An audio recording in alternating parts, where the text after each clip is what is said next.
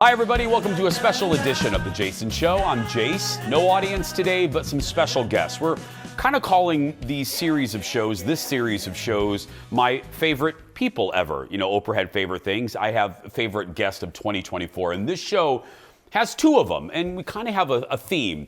Astrology and dreams. Two of our newer guests in season 10 really struck a nerve with a large chunk of our audience. So we thought, why not bring them back for a larger conversation? And that's where we're going to begin. We'll get to dreams a little bit later, but let's start with astrology. And we'd like to welcome our first guest, Meredith from Earthling Astrology. Welcome back. Thank you. Okay, let me just start with the name, Earthling Astrology. That's a great name. Where did that come from? Well, when I named my business, I kind of had to think of some ideas of what to call it.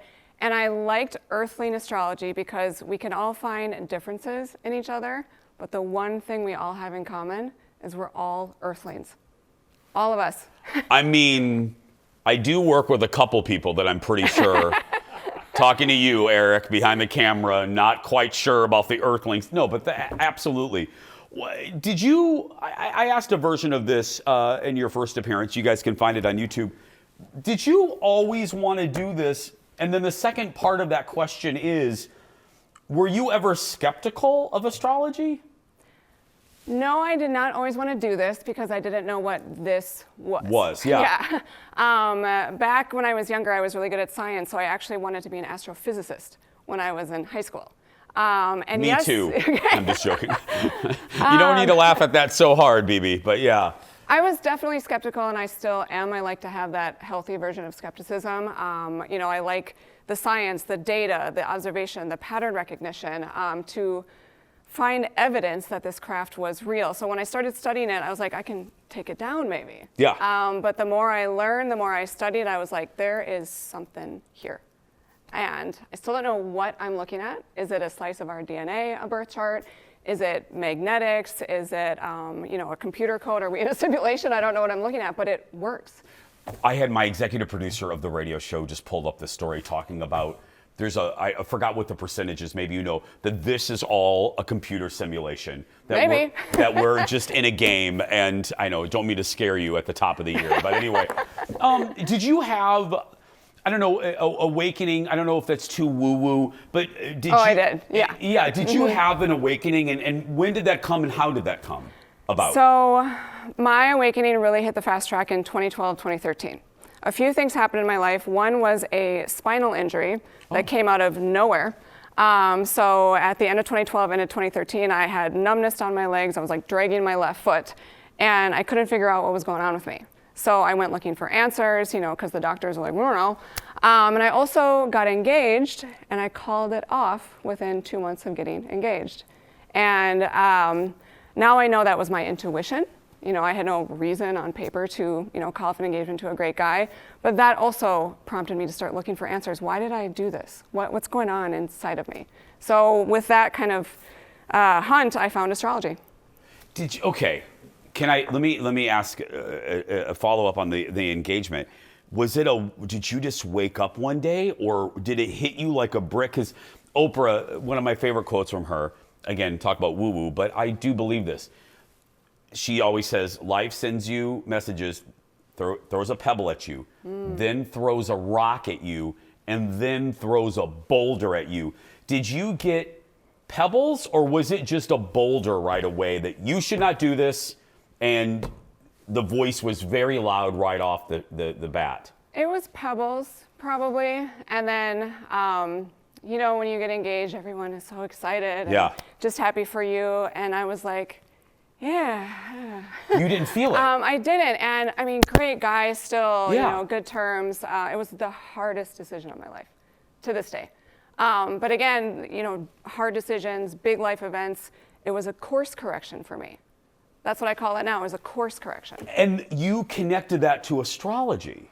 Now that I know astrology, I can go back in time and look at what was going on in my chart. But it was the universe or whatever kind of like, okay, you're going on this path. It doesn't feel quite right. Something's off. I don't know what it was. Well, what the hell was going on with your chart at that point? A lot. Yeah.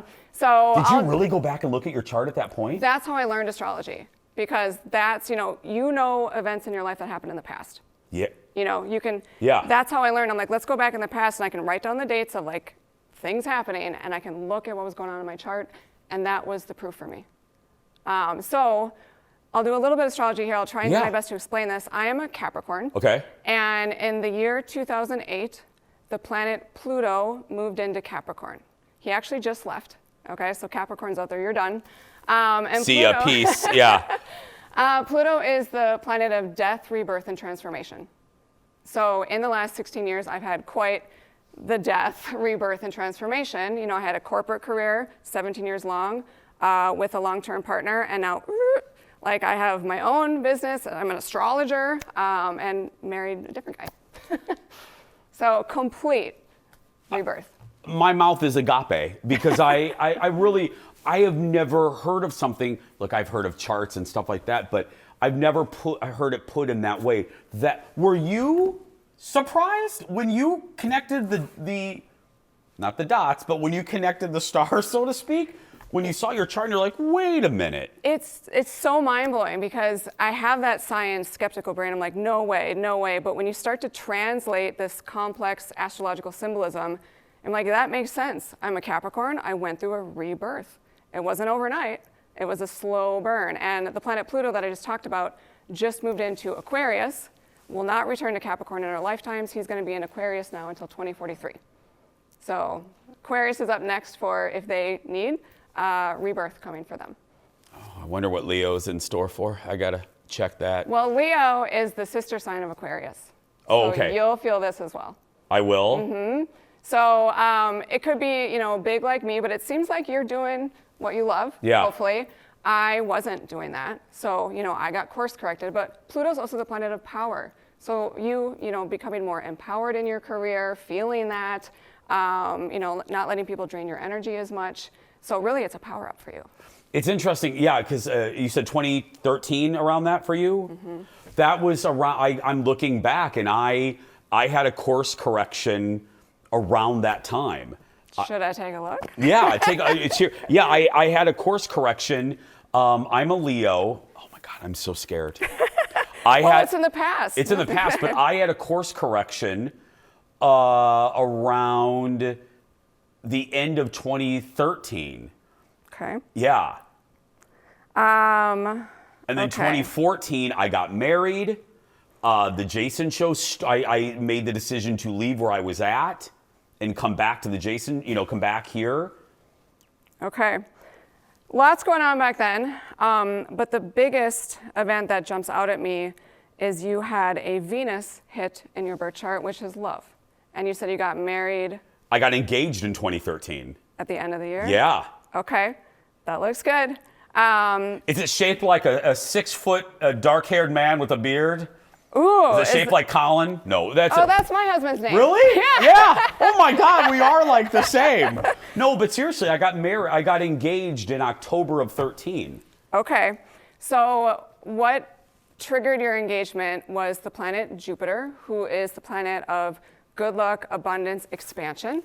Okay. And he's the planet that's like, what do you want? Here you go. So I don't know if you always wanted to find your person. I did, yeah. Yeah. And Jupiter's a 12-year cycle. So you're almost at that 12-year cycle with your partner, which is, you know, potentially you're about to go next level together. Really? Yeah.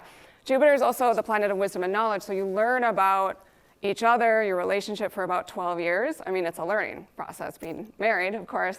And, you know, you're about to go into your second Jupiter cycle in 2025 to expand upon your love connection even more. Let me ask you this. We're talking to Meredith about this. And this is, by the way, can I ask, before I ask a specific question to me that can be relatable to all of you watching, is this what people would get on a personal session with you, this type of back and forth?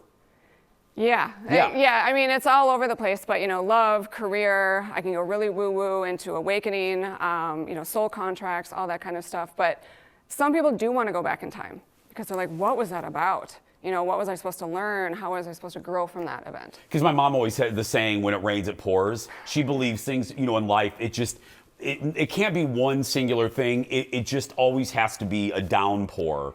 It's like the universe will make you more and more uncomfortable if you're on the wrong path or if you're making the wrong decisions. You know, I believe the universe wants us all happy, feeling as much ease, grace, and joy as we can in this earthling place. Let me ask you, you said the 12-year journey, and you related it specifically to my relationship with Colin. Is that personal growth wrapped in there, or is it just referring to a next level for my relationship, or is it connected to my own personal growth? Reason I'm asking is I've had, over the last 2 years, even now, I've had a transformation of I've released people in my life. People that were in my life. I've lost two friends that were in my life for years that are no longer with me. I've got some theories on that. Okay. So maybe switch gears a little bit if that's okay with you. Sure. We are thought to be on Earth moving into a new age, the age of Aquarius. Okay, so Pluto, There's as a I song talked about that. yeah, Yes. from the 60s, probably the fifth dimension.